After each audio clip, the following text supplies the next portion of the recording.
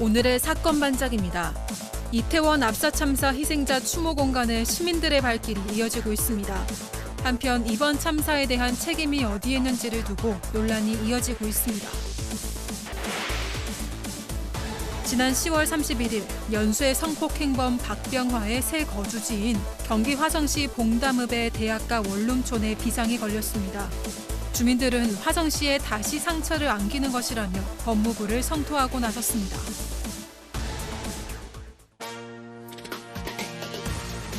예, 진실 추적자 사건 반장 시작합니다. 가족 여러분 지금 많이 힘드시죠? 저도 약간은 우울감이 들었는지 종일 멍합니다. 마음 같아선 뉴스를 안 보고 싶은데 하는 일이 이거라서 그럴 수는 없고요. 제가 정신과 전문의 지인에게 문의를 했더니 딱 한 가지 조언을 해줍니다. 시원한 가을바람 맞으면서 밤 산책이라도 다녀오시라고 말이죠. 약간의 신체 활동을 통해서 심장을 좀 뛰게 해주라는 겁니다. 뉴스 보는 게 힘드시면 TV와 유튜브를 잠시 꺼두시는 것도 좋을 듯합니다. 저희는 항상 여기서 우리 가족 여러분 기다리고 있겠습니다. 자, 오늘 출연자 소개해 올리죠. 예, 이자연 기자, 백성문 변호사, 그리고 오윤성 순천향대 교수, 양지열 변호사, 그리고 박준혜 수호 선생님 나오셨습니다. 안녕하세요. 네, 안녕하세요. 자, 우리 가족 여러분들도 이태원 참사 희생자들을 위한 많은 말씀 주셨습니다. 부디 사건, 사고 없는 세상에서 다시 태어나시기를 하신 홍연경님, 20대 딸을 둔 엄마로서 참담하고 비통한 마음 금할 길이 없습니다 하신 윤정란님, 17살짜리 딸을 가슴에 묻은 엄마입니다. 너무 아프네요 하신 김정림님, 같이 울어주는 것 외에는 할 수 있는 게 없어 미안합니다 하신 박재인님, 그리고 김은숙님, 정연옥님, 조희정님, 서군자님, 최경혜님, 클라라장님, 전소희님, 캐나다의 에이미 박님, LA의 전수진님, 신동영님, 박승현님 등등 많은 분들이 슬픔을 함께 해주셨습니다. 자, 그러면 대한민국과 전 세계 동포 가족 여러분의 시선을 모아서 사건 반장 출발합니다.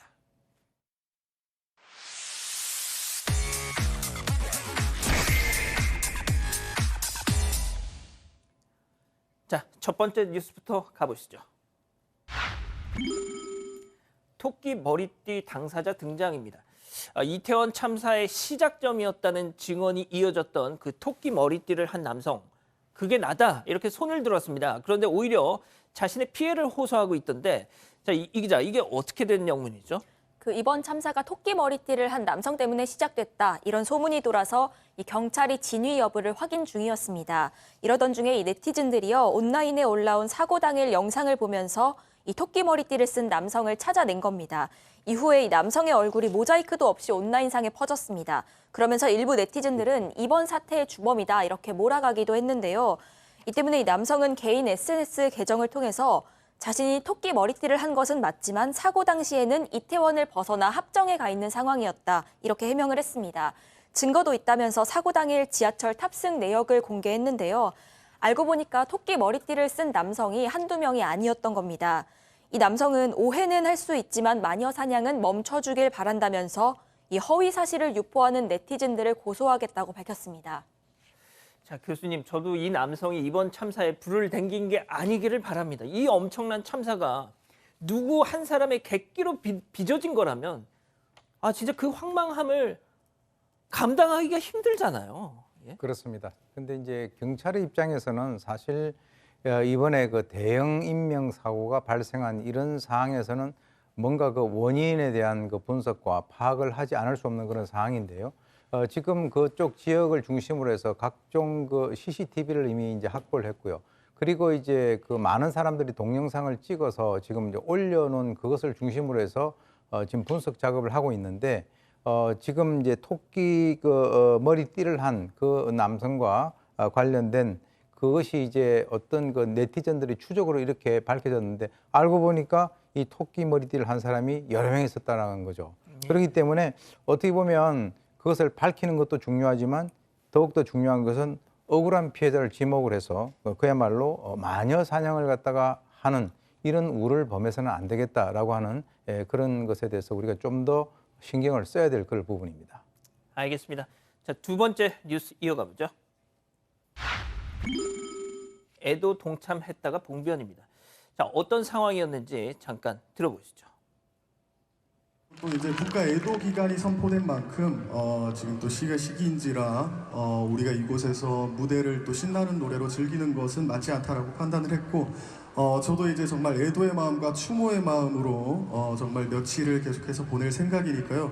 오늘 함께해 주신 여러분들도 너그러이 이해를 해주시고 양해해 주시고 또 같이 또 애도하는 마음으로 추모하는 마음으로 그렇게 지켜봐 주시면 고맙겠습니다.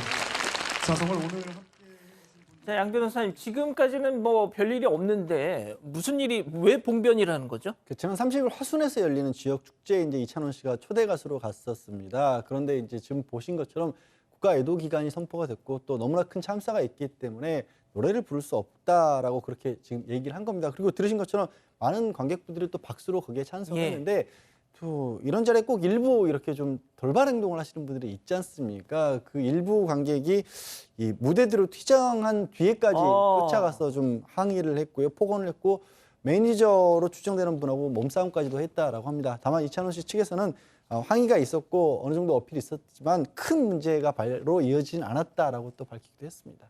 아니, 백 변호사님, 네. 저 정도 가수가 무대에까지 올라서 네. 지금 분위기가 그러하니 좀 양해를 해주십사라고 얘기를 했으면 아니 저게 항의할 일인가요? 저는 좀 근데 이제 이런 일이 있었다고 해요. 조금 전에 말씀하셨던 것처럼 이태원 참사가 벌어지고 국가 애도 기간이 선포되고 이찬원 씨 같은 경우 행사 참여가 힘들 것 같다라고 해서 출연료를 돌려주겠다고 밝혔는데, 근데 이제 이찬원 씨 팬들이 굉장히 많습니다. 그래서 예. 현장에서 노숙까지 하면서 이찬원 씨의 등장을 기다리는 팬들이 참 많았다고 해요. 이찬원 씨 입장에서는 아무리 국가 애도 기간이 선포됐다고 하더라도 본인이 최소한 내려가서 저희에게는 무대에 올라서 직접 해야겠다라고 생각을 해서 직접 양해를 구하겠다는 마음으로 이제 무대에 올라간 건데, 예. 또 일반 관객들 입장에서는 이런 거를 정확하게 잘 알지 못한 분들도 있었기 때문에 이에 대해서 항의하다 다소 불미스러운 일이 있었다는 건데요. 일단 이찬원 씨 측 입장에서는 공연과 출연료 반환 등에서 지금 협상 중이고 아직 구체적인 상황에 대해서는 정확하게 나온 건 없다, 이렇게 밝힌 상황입니다. 알겠습니다. 자, 다음 뉴스 또 이어가 보죠. 이런 와중에 집값 걱정입니다. 자, 참사가 일어나자 이태원의 한 맘카페에 올라온 글이 공분을 사고 있는데요. 함께 보시죠. 자, 동네 집값 떨어지겠네요. 유유. 사고는 안타깝지만 한편으로는 왜 이태원일까 원망스러워요. 홍대랑 강남은 멀쩡하던데 얄밉네요. 안 그래도 올해 집값 많이 떨어져서 심란한데 사람 단체로 죽은 곳이란 소리 나오면 더 떨어지게 여기까지만 읽겠습니다. 제가 참사 직후부터 뉴스 특보 이런 걸 계속 전하면서 느끼는 건데요. 요즘 제가 진짜 인간이라는 존재에 대한 궁극적인 진짜 의구심을 갖게 됐습니다. 이제는 좀 머리가 아플 지경이에요. 예? 맞습니다. 이 30일 오전에 이태원 한 맘카페에 올라온 글인데요. 동네 집값 떨어지겠네요가 제목이었습니다. 이 글쓴이는 사고는 안타깝지만 왜 하필이면 이태원일까 원망스럽다라고 한탄을 했습니다. 안 그래도 집값 떨어져서 심란한데 이번 참사로 더 떨어지게 생겼다. 심지어 홍대랑 강남은 멀쩡하다면서 얄밉다고까지 합니다. 이 해당 글이 온라인 커뮤니티에도 확산되면서 이 네티즌들에게 문매를 맞기도 했습니다. 교수님, 좀 한 말씀 좀 부탁드리겠습니다. 글쎄요, 이제 개인이 이기적 동물이라는 것은 이미 알려져 있는 것이지만 사실 인간이 동물과 다른 점은 이런 일들이 발생할 때 그 같은 그 공동체에서 서로가 이제 그 힘을 더 북돋아주고 그리고 자기 개인의 이익 같은 것을 절제를 하면서 저런 얘기, 소위 얘기해서 내가 이런 얘기를 갖다 해야 될 때인지 또는 해야 할 상황인지 그것에 대한 구분 없이 본인의 어떤 본능대로 저러한 이 말을 소위 그냥 내뱉어버리니까 다른 사람들로부터 분노를 이렇게 유발케 하는 그런 행동을 하는 것이죠. 좀 자제를 해주기 바랍니다. 알겠습니다. 마지막 뉴스도 이어가 보죠. 예, 훈훈한 결제 취소입니다. 자, 저희가 지난주 금요일 날 전해드렸던 소식인데 졸음운전으로 등굣길 아이들을 덮쳤던 사건, 그 영상 기억하십니까? 이 피해 아동들에게 그 간식을 보내려던 어떤 분이 그 해당 업체, 간식을 보내주는 그 업체로부터 결제 취소를 당했다는데요. 무슨 일이 있었는지 사진 함께 보시죠. 자, 피해 아동들의 간식 후원을 하려고 이 결제 완료. 자, 그런데 업체로부터 온 알림이 주문은 취소하지만 정상 출고됐다. 이게 무슨 말일까요?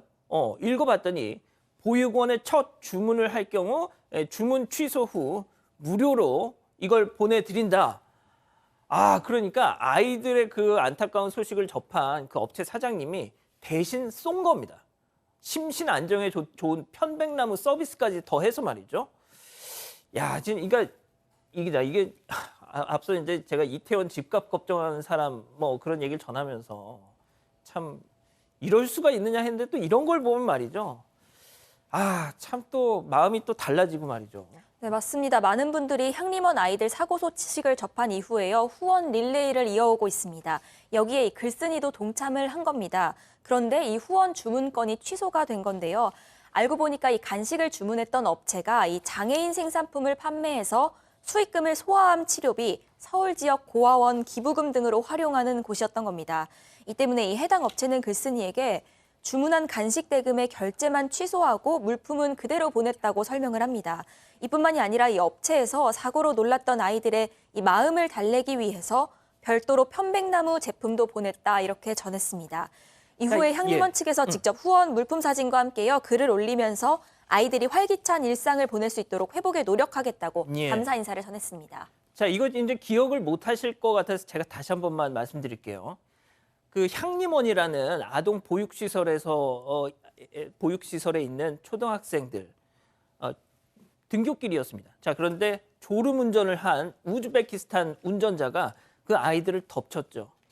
그래서 그중에 아이들이 쓰러진 영상이 CCTV에 고스란히 담겼습니다. 그래서 그걸 저희가 전해드렸죠. 자, 그런데 이 아이들이 집에서 그냥 편하게 엄마 학교도 다녀올게 하는 아이들이 아니었습니다. 말씀드린 대로 이 시설에 있는 아이들이었던 거죠.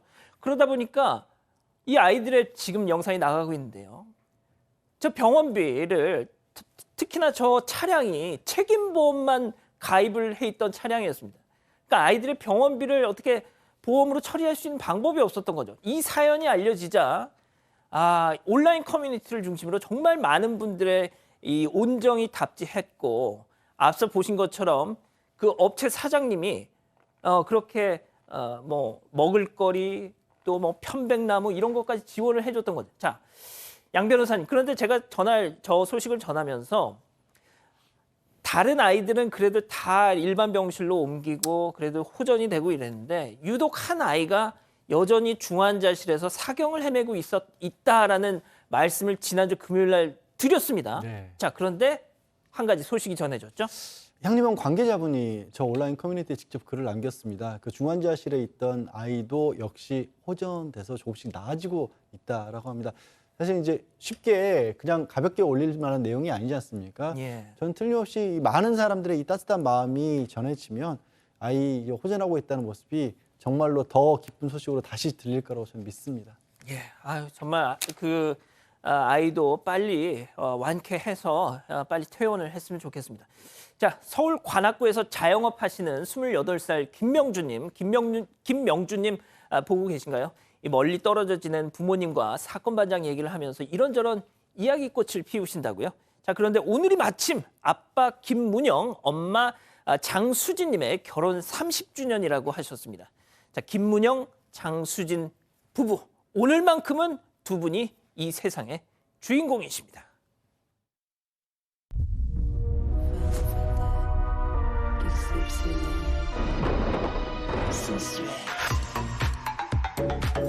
The Premium Vegan. 세럼을 스프레이하다. 달바 디 이탈리.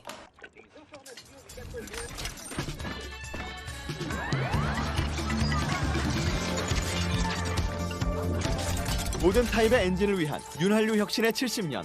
퍼츠바이 토탈 에너지스.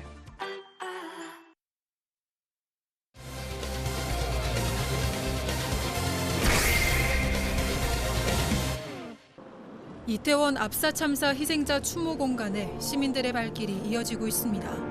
한편 이번 참사에 대한 책임이 어디에 있는지를 두고 논란이 이어지고 있습니다.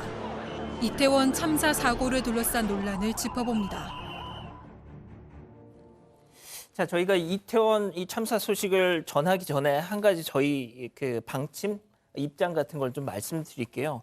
안 그래도 제가 뭐 오프닝에서도 말씀드렸지만 뭐 사고 당사자분들 또 유족들은 말할 것도 없고 이 뉴스를 보고 계시는 많은 가족분들의 어떤 트라우마, 이런 우울감 이런 거에 대한 우려들이 많이 나오고 있는데요. 자, 그래서 저희는 이 이태원 참사 관련한 이런 자극적인 화면은 원칙적으로 사용하지 않고 사고 당시 상황을 정말 직접 꼭 보여주지 않으면 이게 설명이 안 되는 그런 경우에 한해서만 엄격하게 영상을 사용하도록 하겠습니다. 최대한 저희도 조심조심해서 방송에 임하겠다는 말씀 먼저 드리고 이태원 참사 소식 시작하죠. 자, 이 기자, 참 그러지 않길 바라는데 사망자가 또 늘었네요. 예. 네, 맞습니다. 오늘 오전 11시 기준입니다. 이 중상자로 분류됐던 20대 여성이 안타깝게도 숨졌습니다. 이로써 사망자는 156명이 됐고요. 이 중에서 사망자는 남성이 55명, 여성이 101명으로 집계가 되고 있습니다. 현재 기준으로 중상은 29명, 경상은 122명으로 부상자는 총 151명입니다. 이 가운데 111명은요, 상태가 호전돼서 귀가했습니다. 입원 상태인 사람은 모두 40명입니다.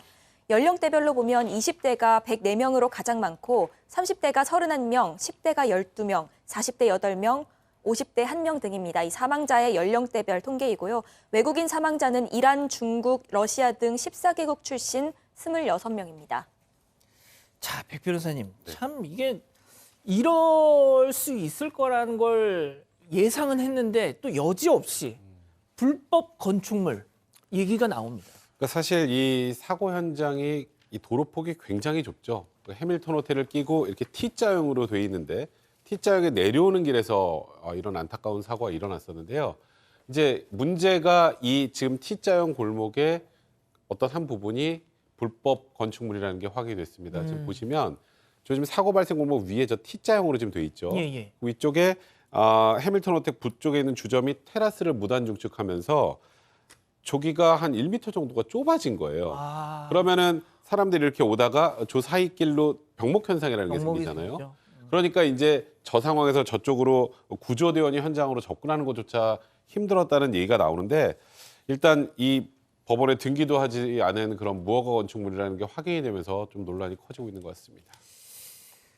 예, 양 변호사님, 그 보통 저렇게 자치단체에서 저런 거 단속 안 하나요? 그러게요. 이게 참 이해가 안 가는데 이번에 사고 때문에 이게 주변 건축물을 확인하는 과정에서 저게 드러났다라는 것도 굉장히 놀라운 사실인데 어쨌든 앞으로 그럼 어떤 식으로 진행을 할 것이냐에 대해서 서울시에서는 지금 우리가 굉장히 빨리 좀 뭐 환경이 변해왔지 않습니까? 그래서 서울시 조례에 따르면 1981년 이전에 지어진 무허가 건물 같은 경우는 또 단속 대상이 아니라고 한답니다. 서울시에서는 해마다 항공사진을 촬영을 해왔기 때문에 그럼 이게 언제 생겼는지를 항공사진을 대조해보면 알 수 있지 않습니까? 예. 그래서 81년 이후에 지어진 것인지에 따라서 단속 여부를 결정을 하겠다라고 그렇게 입장을 밝혔습니다. 자, 교수님, 경찰의 현장 대응.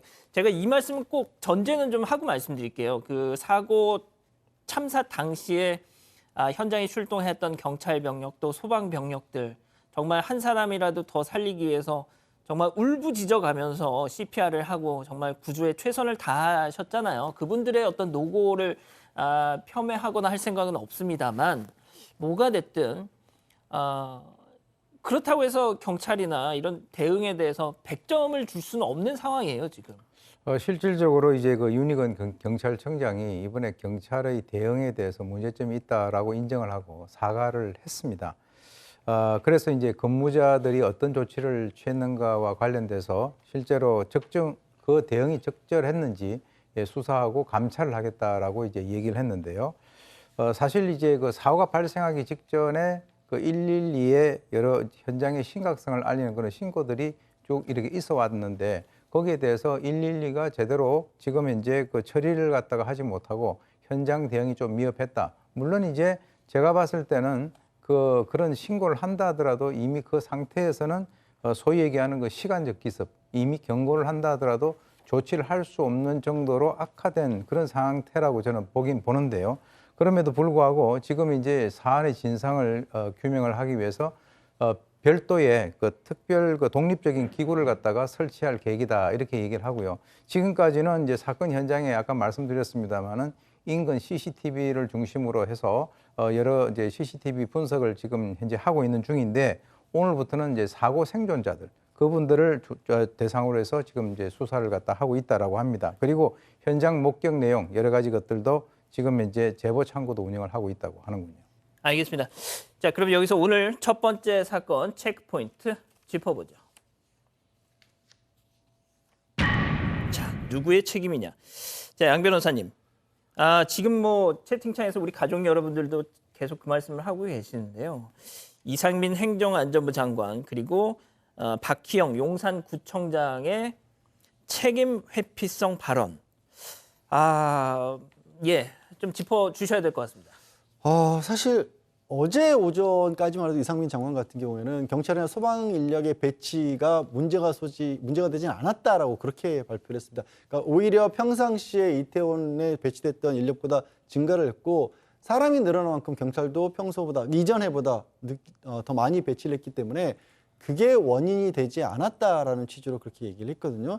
근데 오늘 국회에서 새로운 내용들이 좀 나왔습니다. 예.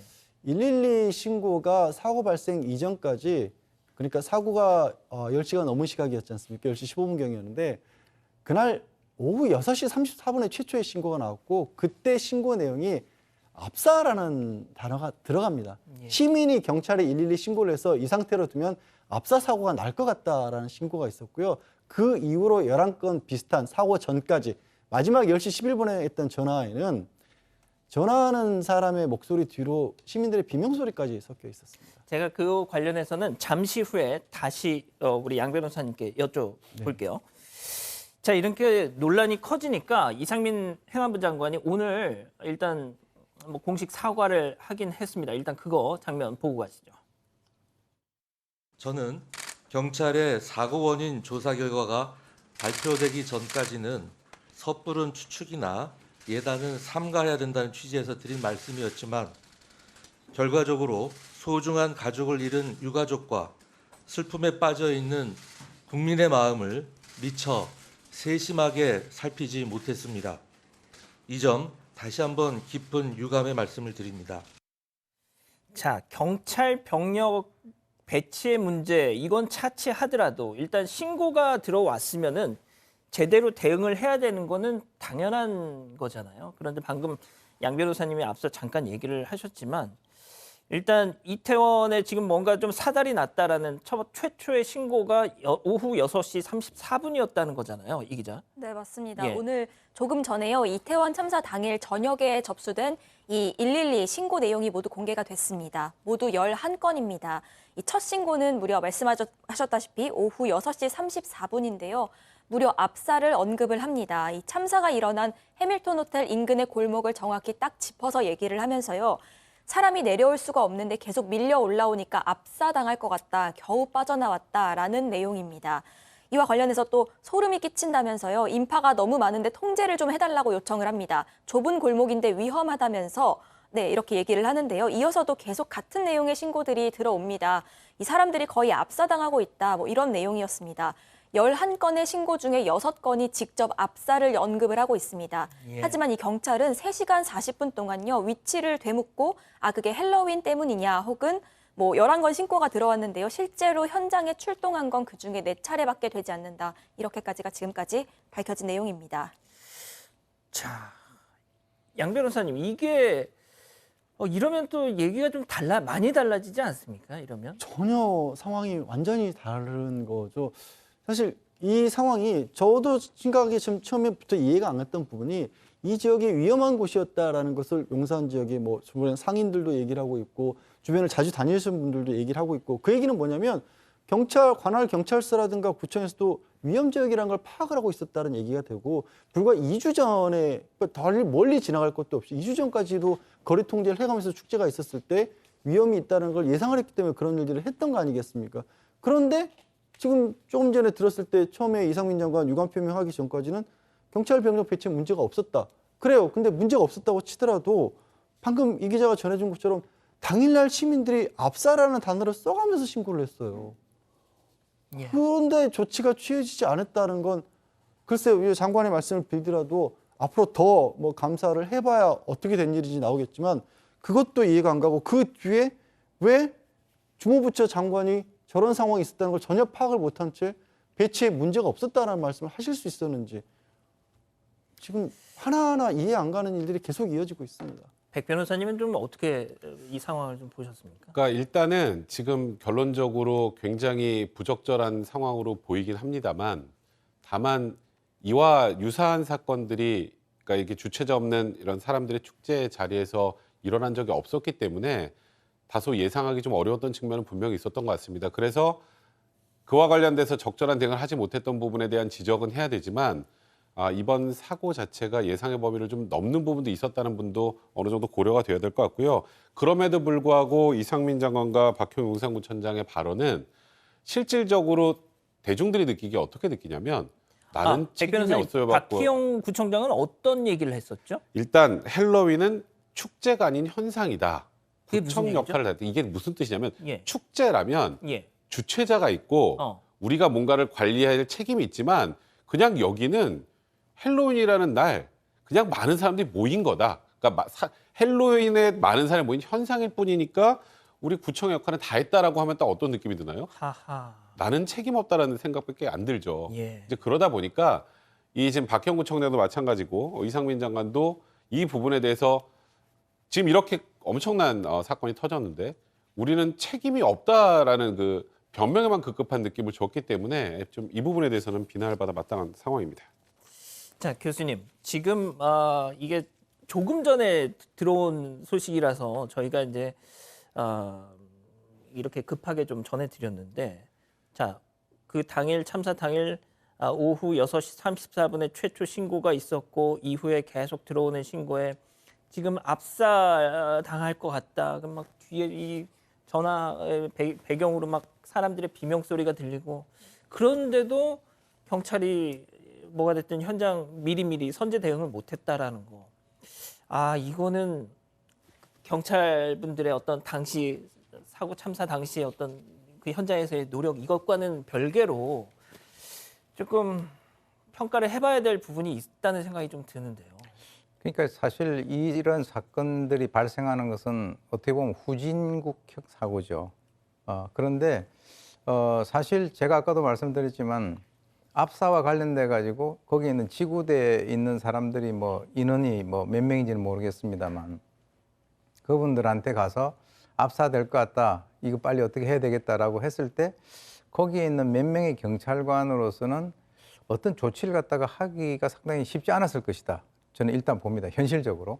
그렇기 때문에 좀 안타까운 것은 오히려 방금 이제 뭐 용산구청장도 이거는 축제가 아니고 현상이다 이렇게 얘기를 했는데 어쨌든 자기 관내잖아요. 그러니까 이것을 저는 뭐 그런 얘기를 몇 번 했었었는데 오히려 좀 선제적으로 그쪽에 차 없는 거리 같은 것을 만들어서 뭐 물론 이제 뭐 그 결론적인 그런 뭐 이렇게 일이 터지고 난 뒤에 얘기긴 합니다만 거긴 차 없는 거리를 만들어서 사실 거기도 제가 이렇게 보니까 차 같은 거 불법 주차하고 엄청 차들이 많았었어요. 예. 그러니까 거기에 차 없는 거리로 지정을 해가지고 사람들이 그쪽을 갖다 걸어 다니고 했었으면 그쪽에서 어떤 그 사람들과의 어떤 그 밀집성이라든가 이런 것 좀 완화될 수 있지 않았겠는가 하는 그런 안타까움이 있고요. 그리고 이제 아까 얘기 나왔지만 뭐 구청에서 할 수 있는 건 다 했다 이런 얘기를 갖다가 만약에 하게 되면 사실 그 이번에 그 아이가 사망한 미국의 그 아버지가 자기 몸을 갖다가 억 번 정도 찌르는 그런 아픔이다라고 하는데 사실 우리가 저희들 이렇게 얘기를 하고 있긴 있습니다만은 그 유가족이라든가 부모의 마음에 대해서는 더 이상 할 말이 없는 것이죠. 그 상황에서 우리는 할 바를 다 했다라고 얘기를 하는 순간 그것은 책임 회피성 발언이 아니고 책임 회피를 위한 명확한 발언이다라고 하는 그런 측면에서는 이 감각이라든가 이런 어떤 그 공감 능력 이런 것들이 좀 떨어지지 않는가. 처음에 상황 파악을 못했다 손 치더라도 좀 심하다는 생각이 듭니다. 알겠습니다. 첫 번째 사건 이렇게 정리하고요.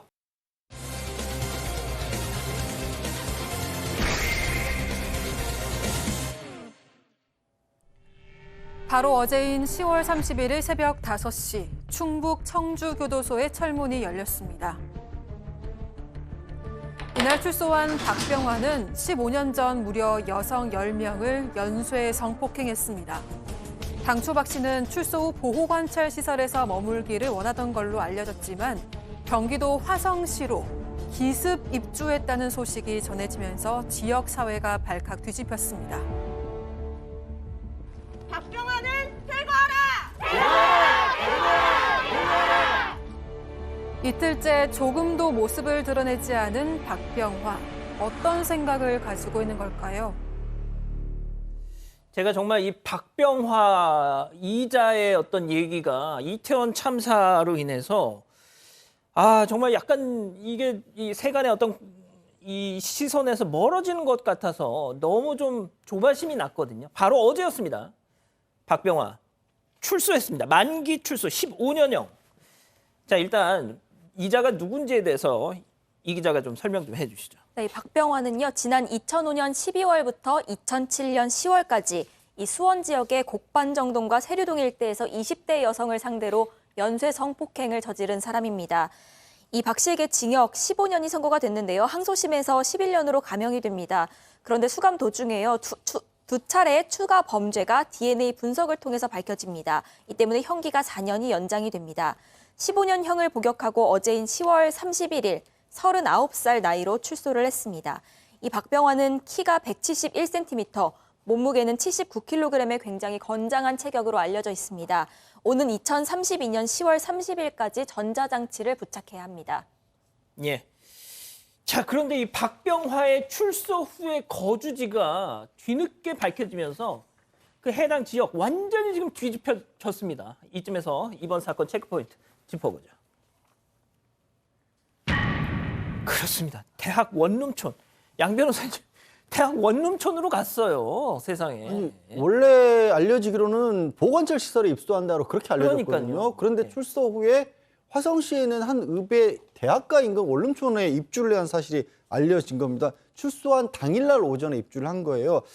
그 심지어 원룸 같은 경우에는 그 건물주의 가족분이 전화하기를 80대 어르신이 원룸을 관리하고 있답니다. 예. 그런데 지난달 28일에 한 여성이 월세 계약을 하고 가면서 조카가 들어와 살 거라고 얘기를 했는데 박병화가 들어올 경우는 상상도 못했다라는 거죠. 그 여성이라는 사람이 박병화의 어머니였고요. 계약 기간이 1년인데 보증금 100만 원에 월세 30만 원 계약을 했고 현재 입주해 있는 상태입니다. 그러니까. 자, 시민분들은, 그 지역 주민분들은 정말 마른 하늘에 날벼락을 맞은 거예요. 당연히 발끈하실 수밖에 없죠. 거리로 나오셨습니다. 그 모습 잠깐 보고 가시죠. 그런데 하루아침에 저희 아이들이 다니는 학교 반경 1km 안에 성범죄자가 거주한다는 소식에 화성 봉담은 폭탄 맞은 듯 구멍이 났습니다. 보이십니까?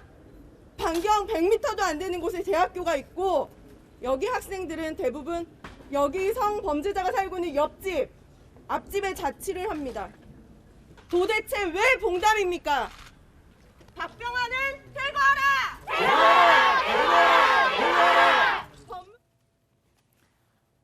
진짜 이게 뭡니까 도대체? 저분들 입장에서는 정말 마른 하늘의 날벼락이죠.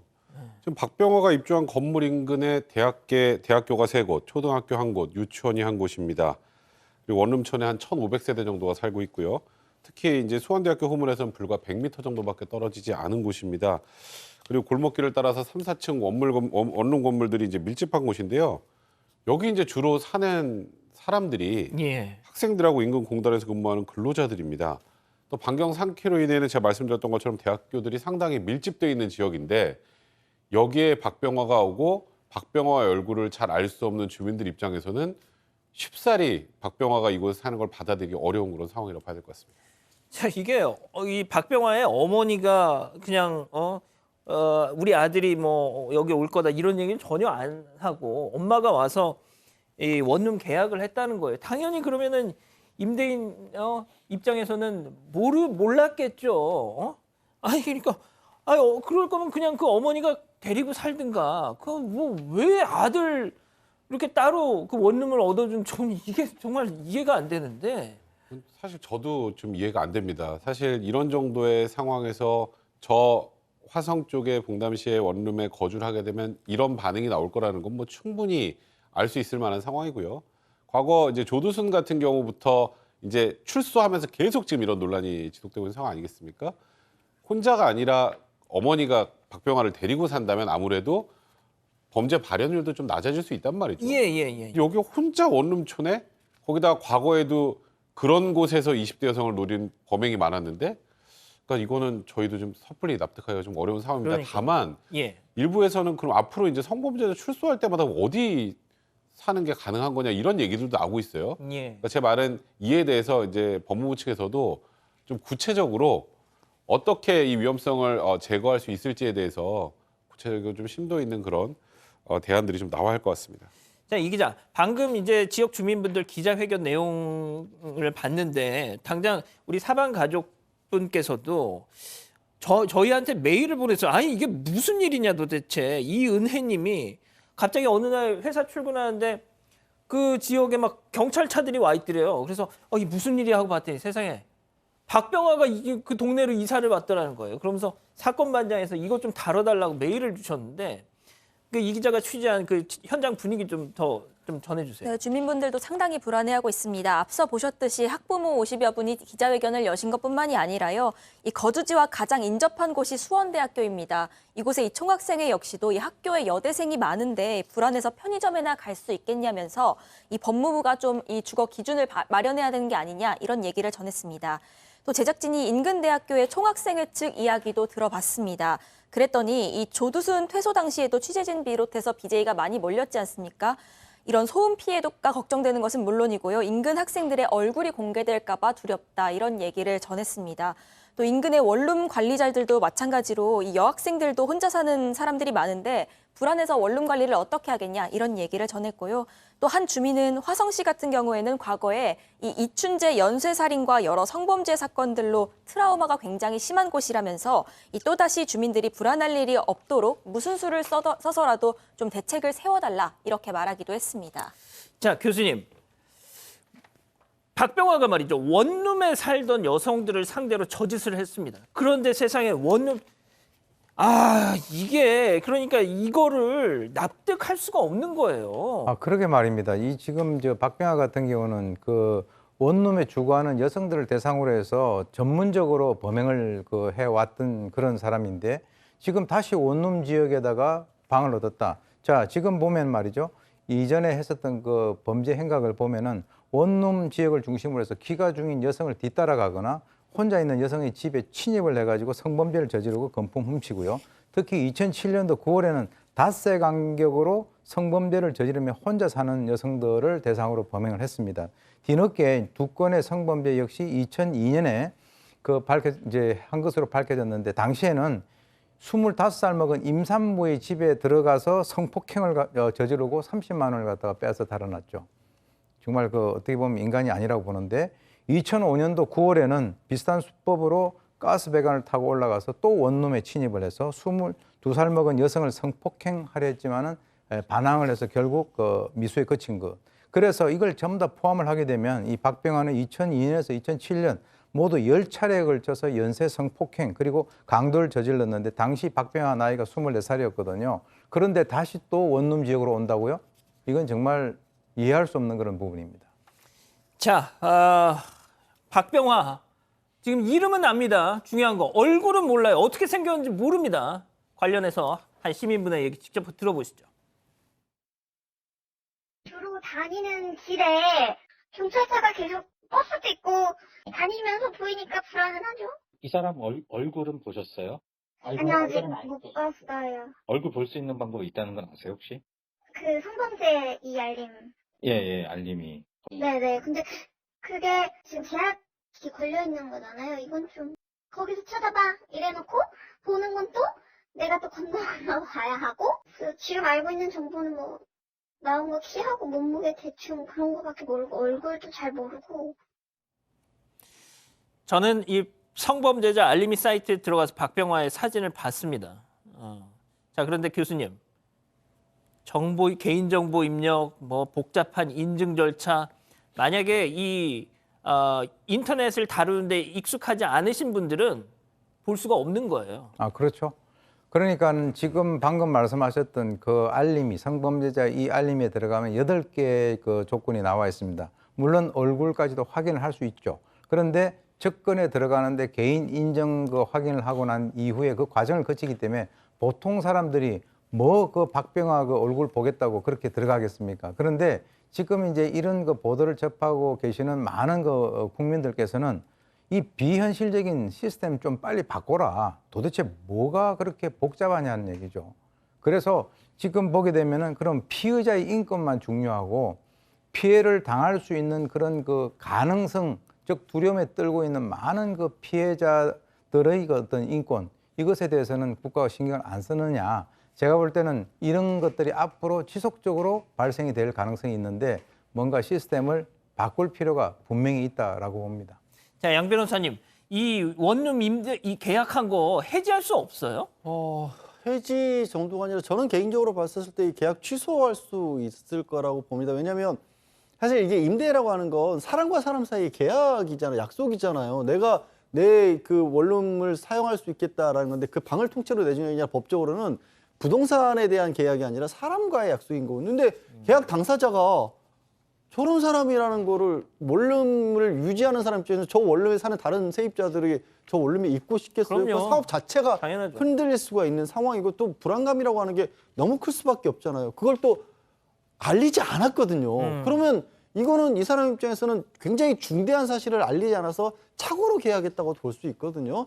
물론 이게 뭐 전례가 있거나 하지는 않습니다. 그래서 제가 확실하게 말씀 못 드리지만 저는 개인적으로 이거 취소할 수 있다라고 보고 또 이걸 중개사분도 이거를 뭐 책임져야 될 소지는 없다라고 봐요. 다만 문제는 이건 민사상으로 이게 취소하면 말이 쉽지 법정에서 이걸 다퉈서 판결받고 강제 퇴거하고 이게 그렇게 하루 이틀에 끝나는 문제는 아니거든요. 예. 그래서 이게 법이야 그렇다 치더라도 현실적으로 쉽게 빨리 해결할 수 있는 방법이 있을지 그게 걱정인 거죠.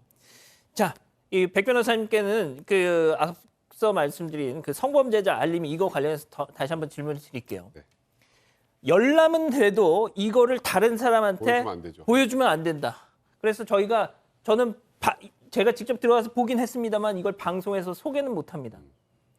제가 저번에도 말씀드렸죠. 캐나다에 사시는 사방 가족께서는 캐나다는 그 지역 신문에 사진은 말할 것도 없고 어디 살고 있다라는 주소까지 나온다. 그러니까 제가 사건 과정에서 여러 차례 좀 말씀을 드렸었는데요. 이 성범죄자도 마찬가지고 강력사건 범죄자의 신상 공개와 관련해서 사실 국민들의 법감정과 반하는 지금 현재 상황이 계속 이제 지속이 되고 있는 상황 아니겠습니까? 그렇다면 이제 성범죄자 물론 과거에 성범죄를 저질렀다는 이유로 완전히 낙인이 찍혀서 앞으로 향후 생활을 불가능하게 한다는 그런 문제점이 있을지 모르겠습니다만 모든 성범죄자까지 아니더라도 그러니까 신상 공개가 충분히 결정이 돼야 될 만한 그런 성범죄자라면 지역 주민들이 쉽게 알아야죠. 예. 아니 알려는 주는데 다른 사람한테는 알려주지도 못하고 보여주고 SNS에 올려도 처벌받고 그럼 모든 사람이 한 명씩 겨우 들어가서 확인해야 볼 수 있다는 거 아니겠습니까? 그게 알림이 사이트의 그 어찌 보면 소위 말하는 그 기능하고 그게 부합이 되나요? 예. 좀 이런 비현실적인 내용들은 좀 변화를 반드시 좀 줘야 되지 않을까 싶습니다. 제가 사진을 봤다고 말씀드렸는데 얼마나 건장한지 모릅니다.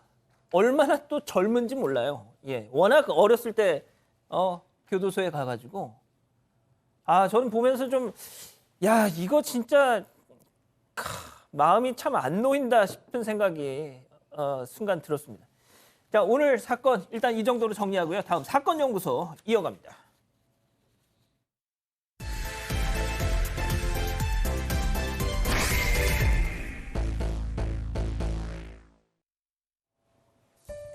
(17년) 전 가을의 어느 오후 경북 상주의 시민운동장으로 사람들이 모이기 시작합니다. 백발의 할머니부터 그 손을 잡은 어린아이까지 모두가 들뜬 표정. 자전거 축제의 마지막을 장식하기 위해 콘서트가 열린다는 소식이 전해졌기 때문입니다. 경기장으로 들어가는 출입문이 열리자 5천여 명이 좁은 문으로 몰립니다. 그리고 순간적으로 앞줄에 있던 할머니 한 분이 중심을 잃습니다. 비극은 그렇게 시작됐습니다. 경기장으로 들어가는 길목은 30도에 가까운 내리막. 밀리고 밀치며 순식간에 아수라장이 되는데요. 오늘 사건 연구소는 2005년 상주 압사 사고, 그 반복되는 비극을 되돌아봅니다. 예, 뭐 이태원 참사 관련해서 저희가 또 너무 이 결이 다른 사건을 리뷰하기가 좀 그래서 과거에 이런 압사 사고들을 일단 좀 준비는 해봤습니다. 자, 경북 상주 압사 사고 2005년 당일 어떤 일이 있었는지 좀 설명을 다시 해주시죠. 일단 2005년 10월 3일에 경북 상주에 있는 상주 운동장에서 일어난 사고입니다. 이 당시 3일간 상주 자전거 축제가 열렸었는데요. 이 마지막 날 행사로 이 문화방송의 가요 콘서트가 열렸습니다. 그런데 여기서 입장하던 관객 중에 시민 11명이 사망하고 160여 명이 부상을 당한 사건입니다. 이 공연 같은 경우에는 유명 트로트 가수부터 시작해서 아이돌까지 출연하면서 화제가 굉장히 많이 됐습니다.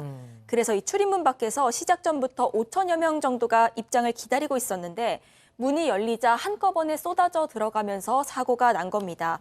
노인 한두 명이 먼저 쓰러졌고요. 비명을 질렀지만 뒤에서는 계속 밀고 들어와서 첩첩이 쌓이면서 이 피해가 커졌습니다. 예. 미는 힘이 얼마나 강했는지 이 현장에 두께 5cm가 되는 강철문이 있었는데 이게 사고 이후에 보니까 모두 구부러져 있었다고 합니다. 야, 백 변호사님. 네.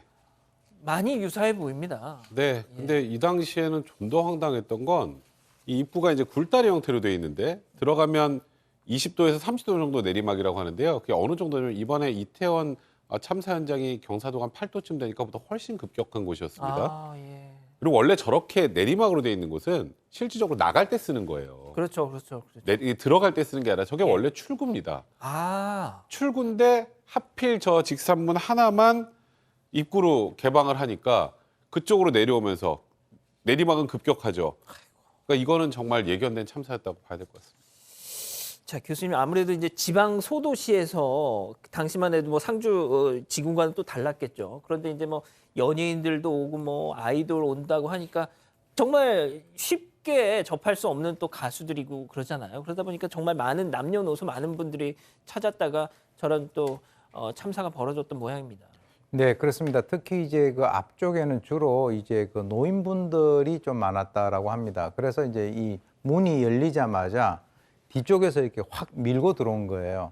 그러다 보니까 이제 아까 지금 우리 백 변호사님 얘기하셨지만은 그 경사도가 지금 이 이태원보다도 훨씬 더 그 급격한 그 경사였는데 뒤에서 밀려 들어오니까 앞에 있던 그 힘 없는 노인들이 먼저 쓰러지고 깔리고 하면서 연쇄적으로 이제 피해가 컸는데요.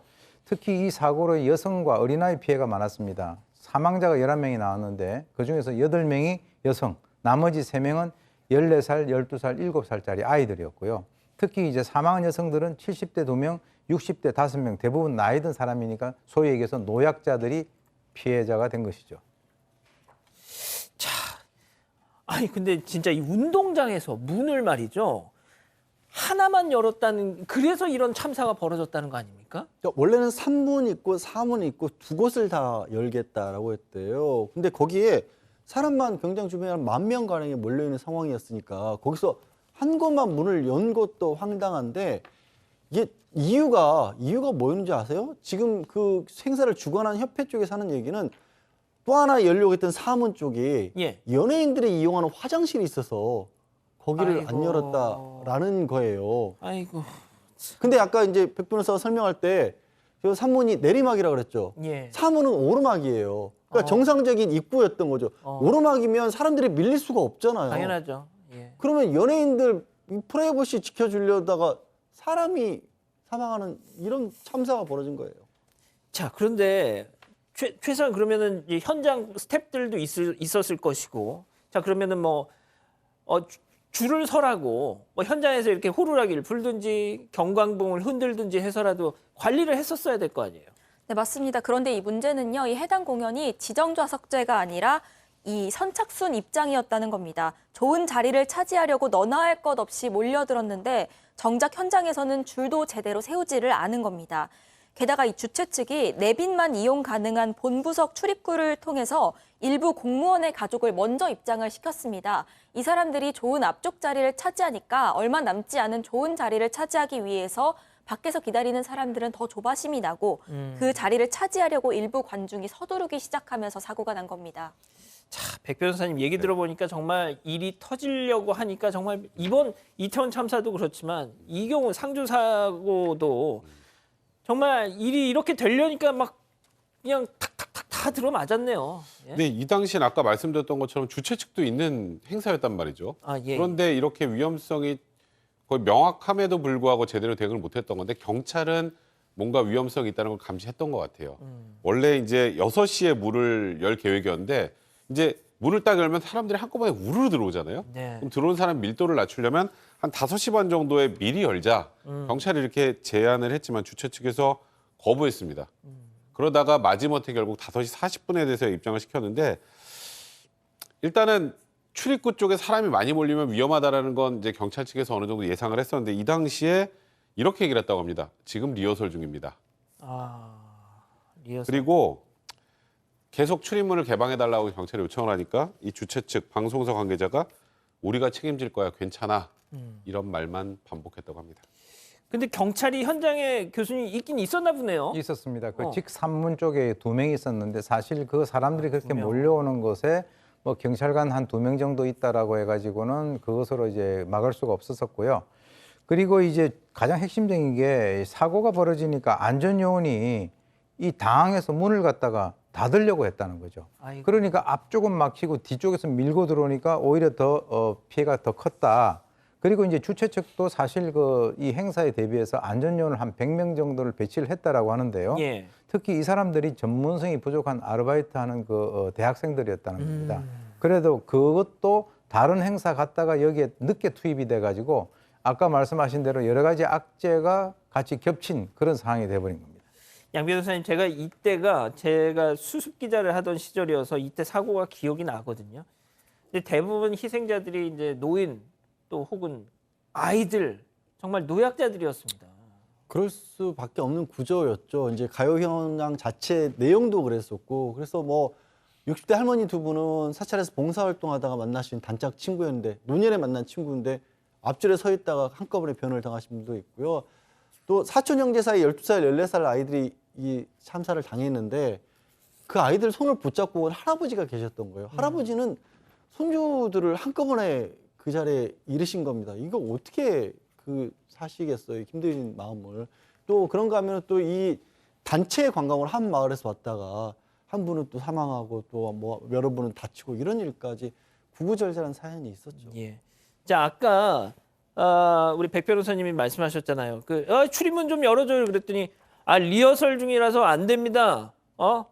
이게 지금 사람들이 저렇게 몰리는데 그랬더니 내가 책임질 테니까 괜찮아요 했던 그 방송사 관계자 이후에 어떤 책임을 졌습니까? 우선 방송사 관계자 같은 경우에는 금고형 집행유예를 받았고요.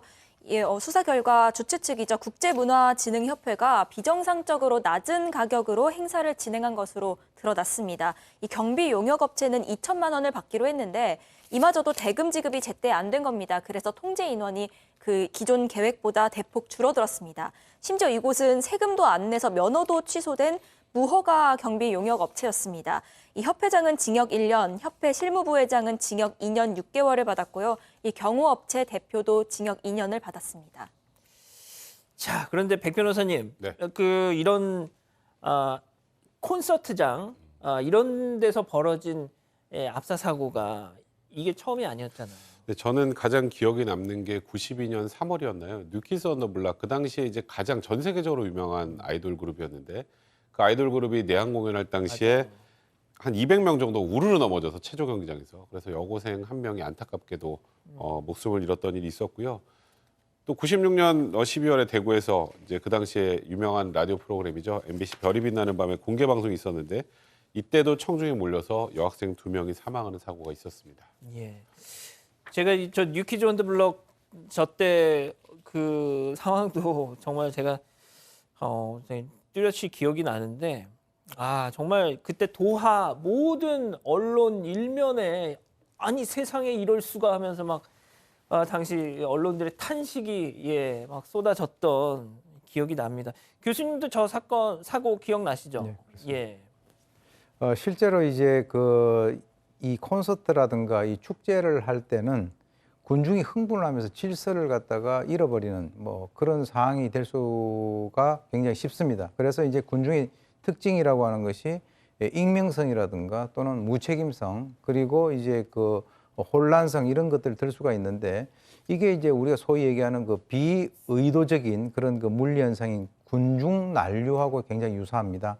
그래서 어떤 그 앞에 상황을 잘 모르고 또 별도의 지시가 없을 때 이런 것들이 발생하는데 이번에 그 뭐 이태원 사건 같은 경우도 보니까 뒤로 하는 그것을 갖다가 여러 사람들이 외치니까 저 뒤쪽에서는 밀어 이렇게 알아들었다는 거 아니겠습니까? 예. 그래서 이 군중 정리라든가 혼잡 경비라든가 하는 이런 것들이 반드시 필요하다라고 하는 것이죠. 자, 양 변호사님, 뭐 일단 저희가 준비한 시간도 거의 다 되고 해서 좀 마지막으로 정리를 좀 해주시죠. 뭐. 이런 사고들이 유형들이 아까 저희 말씀드린 거 보면 비슷한 유형들이 보이잖아요.